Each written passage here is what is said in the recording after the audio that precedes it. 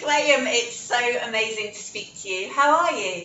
Very well. I'm excited because we're at last being let out again, and it just seems like a long time since we've been able to kind of go and do anything. So it's nice to actually be able to play in front of actual real people. Yeah, exactly. But this isn't the first weekend, is it? You had to go last weekend. We did. That was the first thing that we've done, in front of an audience for 18 months. The rest has been, as I said, it's all been Zoom. So it's been exciting and it's been great. So really enjoying our time. How is it? I've seen quite a lot of what you've done online over the last 18 months. How is it sort of doing it remotely? Is it really time consuming? Is it really difficult? It has its issues, but I think as musician guys and everybody else for that matter, we sort of, when you get dealt a hand that we've been dealt over the last 18 months, you just try and adapt as best you can. So although there has been issues and difficulties, but you know, it's about music, and I think what this brought home to me, the whole lockdown pandemic thing, was how crucial music actually is in terms of being in people's lives. And I think something like that happening throws all that up, the value of music. So I mean, it's been terrible, but there has been, you can look at the negative, you try and look at the positive, don't you, and say, what are we getting out of this? And we were lucky. We did an album. We did lots of things. We did lots of kind of Zoom things like this where we all played, and we just tried to keep some sort of momentum going, because it's not going to last forever. Yeah. Well, I guess things had sort of changed quite dramatically for you guys just before lockdown, because obviously Marty had left. How did that affect Wet Wet Wet? Oh, profoundly, really. I mean, a guy, our mate, decided that he was going to step out, and you know, listen, lesser bands would have said, "That's it. Let's just call it a day." And I just think I was certainly driving. I was a driving force. Tommy and Neil also said, "Do you know what?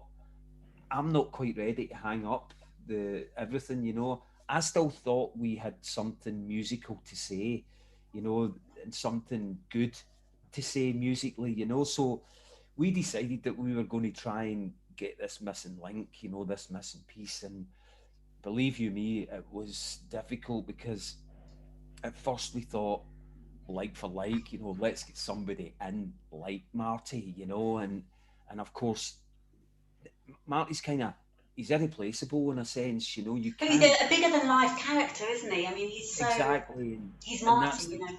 you're right. He's charismatic and he's got all this personality and all these things. And so I mean, you're not going to find too many of them and scattered around the country. So I think when it started to fall into place, when we decided that we weren't going to just replace like for like, and we were looking for someone who was going to come in and add something maybe a little bit different and take us down so that we're able to go down a new path. And that's what started the journey, which is a new album. When we met Kevin, he came down to my house, and we sat in this room actually. And I'd sort of knew him because obviously he'd been around with Liberty X, and he was on a radar for a bit. And when I met him, I really liked him. I thought he was, a fantastic guy, completely different, Yeah. you know, from who'd come before. And so, you know, as I played a song through with him, it was his voice that kind of spoke to me. I was just like, I can see how this can work. And Yeah. I think a lot of other people, as we've kind of came through, I think a lot of people do think, how is that going to work without Yeah. what's come before? And so the only way of doing that is if we go out and play in front of people and say, this is how it works, and come and listen and open your ears. Absolutely. Well, this is it, Graham, because I've been, obviously a lifelong Wet Wet Wet fan, but a huge Marty Pellow fan. I've Yeah. totally adored him for years and years and years since I was a teenager. So for me, it is really strange. However, this weekend's going to be the first time I'm going to see, Kevin singing and heading it up. And I guess for a lot of people, the songs, the wet, wet, wet songs, people are going there and they just want to hear the songs. They just want to be part of the atmosphere. And, the fact that, Marty is amazing, not taking anything away from him, but the fact that your songs are still going to be playing and it's still you guys there, people are still going to love it. You know, we've experienced that. You know, we've been in this sort of situation for the last 3 years, and obviously just before lockdown, as you said, you know, maybe the 18 months before lockdown, we'd been out, we'd sort of went round the country, and you know, I think for Kevin as well, he was dipping his toe in to see if, you know, is this a right fit for me, you know, as well as us thinking, is this a good fit for us? So in terms of that, if you're coming into a band like Wait Wait Wait, you know, people come and see us, they expect a certain thing, you Yeah, know. We've got some songs, we've got a heritage, we've got a history there. So, you know, we're going to exploit that as well.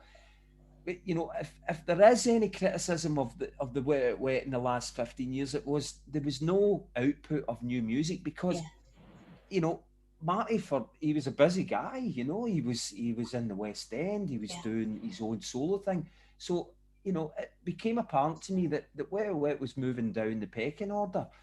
I think with bringing a guy like Kevin, it now enables us to go out. You know, good luck to Marty, and you know, I wish him all the best. I love him deeply, and you know, he's an amazing, amazing artist. But you know, where I've got something to offer musically as well, and this is where, you know, Kevin really kind of comes in, and he's that fit of the jigsaw that just enables us to, you know, service the old songs. You know, we can dust them all down and put them on, and Kevin throws his own wee spin on it. And we've written this new album. Now, I know new music nowadays is quite a difficult sell. You know, everybody finds it difficult. But I mean, we kind of bleed in one or two new songs here and there, you know. It's going to be a party at Rewind. You know, we're going to have a good time. We're going to play some old songs. We're going to play some memories for people. And, you know, we're lucky. We're lucky that we've created that heritage and we can yeah. go out and we can, you know, we can play that to the people. And of course, you know, you hope that they love it. The love that we've had back has been, you know, because don't get us wrong, we knew that, Yeah, you know, people don't necessarily like change, do they? You know what I yeah. mean? They like what they like, and you know, we're sort of, you know, shaking the tree, see what's going to fall, and I think from what I can see and from what I've sort of followed over the last 3 years, Marty still has an absolutely massive following, but there still is a lot of love for Wet Wet Wet. And and it's lovely to hear that you still speak so highly of him because he is an incredible hey man, guy. he's my brother. You know, he's my brother. You know, you can't just empty something that we've all shared for. I mean, I've known him all my life, basically. Do you know what I mean? All my life, you know. So I mean, you can't just cut that out and kind of not. You know, I mean, you You know, guys were at school together, weren't we you? were we were at school. We cried, we laughed, we peed our pants together, man. You know what I mean? We did all those things that you do as children. And then when we came out of school, of course, we started, you know, this band that, you know, nobody's as surprised as me that 40 odd years later we're talking about this and Yeah, saying it, you know, it grew arms and legs and turned into this kind of amazing thing. And, you know, sometimes when you're inside it, you don't necessarily see this perspective. And it was a friend of mine who came and he said, man, that looked great from where I was, you know, and he was watching from the audience, and it's like something we don't necessarily see that, you know, yeah, we're in there sort of, you know, without the perspective. So it's lovely, you know, you sort of step out, and the fact that we stopped a little bit and Kevin came in, you know, it has given us a new perspective. It has given us a breath of fresh air. You know, we've caught a breath. We've now get into this creative beat now, you know, that's sort of, you know, we've got some new songs there, and we yeah. think they're great. It was in the newspapers all over the place back in '99 when Marty had his, was rushed to hospital because of his heroin addiction. Do you think, as a band back then, any more could have been done to support Marty to help him at that point? Or And hindsight's a great thing, absolutely. You know, I think I could have stepped up as well. And you know, you're caught in the moment. And the best way I can describe it is, we ran really fast. The success came really quickly, and it was like, just get your head down and keep running and keep running and keep running. And I think coming from the west of Scotland, you've got this kind of working class attitude, and it's all kind of, and it's woven inside us. So it was always kind of thought, this could end tomorrow, Yeah. So when you run so fast, something's going to trip you up somewhere along the lines. And just at that time, we'd sort of had an immense bit of success. Now, we'd sort of been a band where we'd done sort of 10 years, and we'd sort of went round, we were a touring band, we released albums, we were fairly successful. Then we had like what amounts to a Pools win, which was suddenly stratospheric, With Love Is All Around. Yes, and it just kind of threw us out there, and this Mm. massive crest of a wave. And it was all encompassing, sometimes overwhelming. For guys like us, there's no book that say, "Oh, right, you've turned into this multi-millionaire. Go Yeah. and read this and learn how to deal with it." You were making it up as you go along. And Yeah. I think I just started a family. When what you're angling at there was, could anything have been done by anyone else? I think I could have stepped up, but I was much more. I was introvert in Yeah. my own selfishness, if you like. You know what I mean, and doing my own thing. So yeah, I do agree. There was probably a lot that could have done. In a sense, you're sort of hanging together as you go through your success. Then something comes in, and it's so big that you don't really quite understand where you are, and that's where it becomes a difficult terrain to move across. And I think now that I'm in my 50s, so I was in my 30s then. It was, life was a strange kind of, we'd been sort of through growing up in Clydebank. It's kind of, it's not a big druggy town, but there is drugs Yeah. like there is everywhere in the world. You know what I mean? But it took me by surprise a bit that suddenly this was this was problematic, and we felt by you know getting Marty into rehab was the right thing to do. I think it was for the wrong reasons, because we were then going, go in, get yourself well, so as you can come back and make us all lots of money again. And I think And that was that's maybe the wrong, understandable. Yeah. that was the wrong thing to do. This is me looking back and sort of looking at it from a 55, 56-year-old perspective. You know what I mean? When you think maybe that wasn't the greatest thing to do. The best thing what we should have done was say, we're taking a couple of Yeah. years out. Here we are at the Olympics, and you'll know this being an athlete. The American gymnast, who's like, Yes. there's so much pressure on me, I can't do this. Yeah. And so there is this kind of step out, Yeah. step out, step Have some away. time away, and yeah. And that's only something that, we didn't have that language back then. Yeah. We didn't have mental health. Yeah. They talked about mental health. We all had it. It's just, it's in the vocabulary now. So, it was a different time. Yes, I look back and I think it could have been different. I think there's, when people say, "Oh, I've no regrets, I've no regrets," that's just a cliche, because there is regrets. That's a cliche. There's regrets because it could have been handled better, but we just didn't have the equipment and our makeup. But yeah, I think if it happened now, there would be a totally different way of dealing with it. And that only comes through experience. Moving forward, then you've got Kevin. What's he bringing to the band? Why is he so amazing? You've talked a little bit about the fact that he's completely different to Marty. What's so special about him?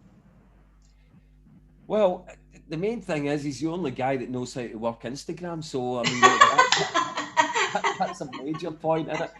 I mean, I'm being facetious. He brings into a sharp focus. You know, the what was good about the band. The songs were great. When I hear him singing them, you know, sometimes I can be a cynical 56-year-old guy saying, this is a song we wrote 35, 40 years ago, you know. It's hard to bring that energy back, you know. I think Kevin, because he's new to it, because it's fresh to him, you know, he just breathes this fire and enthusiasm into these fantastic songs. So, first and foremost, he gives these songs a completely new lease of life, and takes them in a wee direction that you're like, well, I wasn't expecting that, you know. So, that's the kind of major point for me. It's also, he comes from a different generation, so you know this bit about creating new stuff together. You know, even when we're doing acoustic versions of the songs and stuff like that, you know, he's kind of pulling it, and it, oh, come on down here, and you're like, wow, I'm going somewhere different here. You know, so it's sort of reintroducing us to Wet Wet Wet in a sense. You know what I mean? So you know, he just brings that enthusiasm. I love him to bits. He's a really good fit. He's a fantastic musician. He's, you know, when we played that first gig, I knew he was good. I never knew he was that good. You know, he never missed a note in 7 songs that he'd sang. You Wow. know, and Yeah. this was in front of hundreds of people. It was a new beginning for us, and I just thought, you know what, you've got bottle, man, because it's no easy to come up here into an established band that have been around and people know who they are. And Absolutely. People know all the songs and yeah. so, I mean, that for me was a big thing as well. You know, he just brought this fire to it. You know that it was unexpected. You know, I didn't expect it, and it's been fantastic. And then to now find that you're headlining these, these festivals, it is an incredible journey, isn't it? It, you know, this band, it never ceases to amaze me. You know, just you know, it's something that we started at school and we thought, oh, this is a fun thing to do. And, you know, we've not got any jobs, so let's just do this for a while, you know. Obviously, in the back of your mind, you're like, oh, wouldn't it be great if we could, if something could happen here, you know? But, you know, you're a working class guy, you know, you're thinking, "Ah, I'm probably going to get a job in a factory in the next 6 months, man, you know what I mean? So, you know, it was amazing. You know, suddenly it grew arms and legs, and sort of went out here. And guys like yourself, you know, I meet a lot of people who say, "Oh, Matt, you know, I grew up, I got married to, you know, wishing I was lucky, and that was my Yeah. first year at university." And you know, it's a really powerful music is such a powerful thing for people. You know, in their lives, it's almost like these little postcards that get kind of posted up throughout their life, and it's sort of when we come into play, they can sort of access them and bring them down and go, oh man, it takes me back to my first kid was born and we were sitting, we were full of joy. And you know, I just feel blessed that I've been able to, you know, be in something that has been able to go out and touch people in the way that music does. But you're totally instrumental, aren't you? Because you are the songwriter. You know, listen, I'd love to sit here and go, yeah, man, I write You everything. And are. I mean, I do contribute a lot to it. You know, Yeah. I do drive it forward and drive it through. But it's when, you know, for me, the magic comes from the, the fact that we all get together, you know, where we're all creating, you know what I mean? And inside there, something magical happens between the people, you know what I mean? That's what you know, that happened in 1985 when we were like, wow, we were trying to copy Otis Redding, you know, failing miserably, man. And then suddenly you're like, but actually, it doesn't sound too bad. It sounds like us, you know. And so suddenly you're kind of thinking, wow, we've sort of created something that, you know, it's got an energy around it, you know, and that came from everybody individually. You know, somebody starts with the idea, and then it will expand, and it will detract, and it will kind of contract, and it will contrast with Kevin coming in and going, no, I don't like that. I'll move it this way.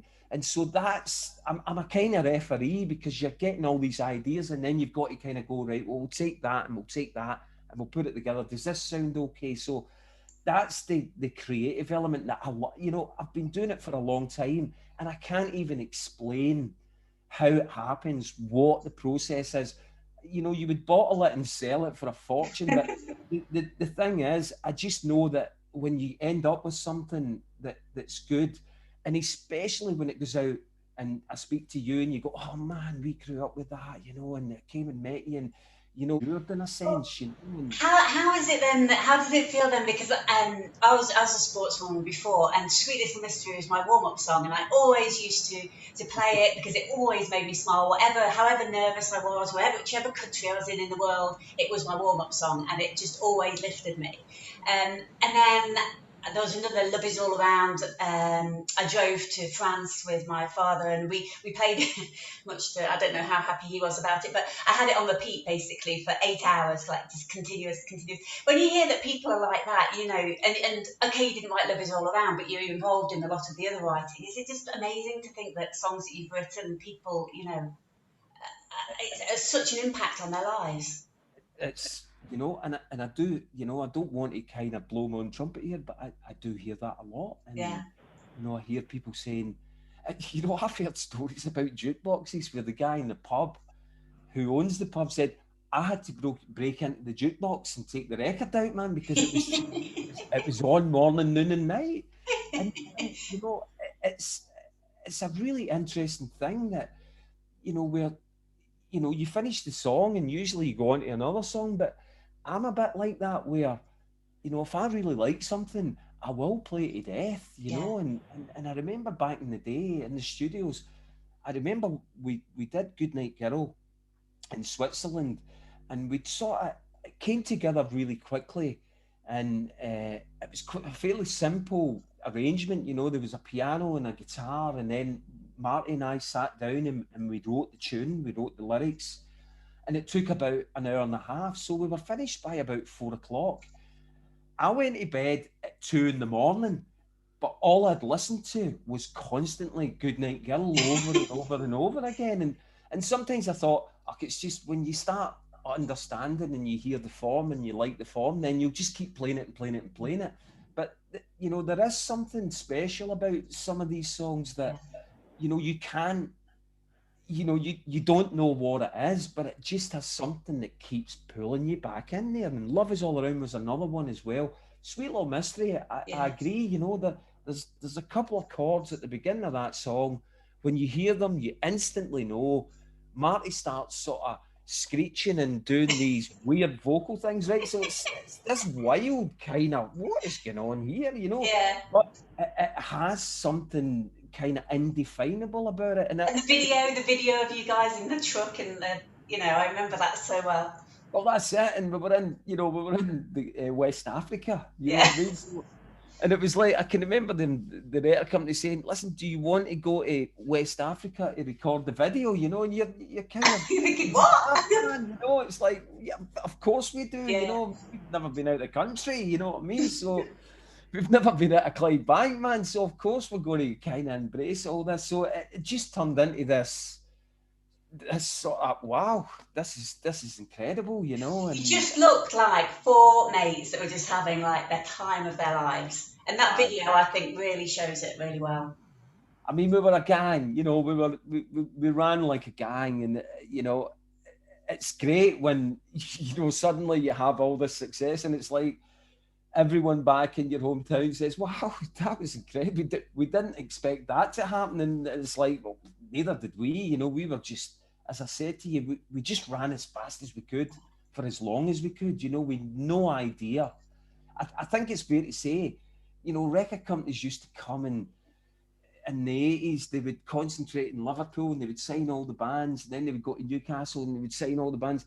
They came to Glasgow one time, they signed, we weren't even the best band in Glasgow, do you know what I mean? But they signed 30 odd bands at the same time. And, you know, we were kind of one of the lucky ones that actually got out there and were able to sustain some sort of musical longevity, which was it's it's amazing, and here we are, we're talking about a gig, and with what we've all been through for 18 months, where it's been difficult to endure being told you're not allowed out, right? You can't go anywhere, you can't go for Yeah. a meal, you can't go for a coffee, and you're just like, hang on a minute, this is strange. So I'm at the point now where I'm like, I'm never going to moan about being stuck in the M25 in a traffic jam ever again. You know what I mean? So I'm just happy to be able to go out there now, and be able to play. Oh, well, we are so looking forward to seeing it rewind. Tell me, I asked Nick Kershaw this the other day. Tell me three reasons why anybody who hasn't yet bought a ticket then yet for rewind should come along. Well, I think if you're like me, you like to party. Music plays a big part in the party, and I mean Nick Kershaw. I love Nick Kershaw. If there's any good reason to go and see it, it's to go and listen to his songs, and our songs are pretty good as well. Listen, Nick is. I remember I went to a songwriting sojourn down in Devon, and Nick was there, and he hadn't played for a long time. And we used to all go and sort of pair off, and there was lots of songwriters there, and we'd go and pair off, and we'd write a song during the day, and then we would perform it at night. And so I'm writing with a couple of guys, and it's quickly written songs. I would say with Nick Kershaw, he used to unleash a mini masterpiece after dinner in front of us all. We'd all just be sitting like with our mouths open, man.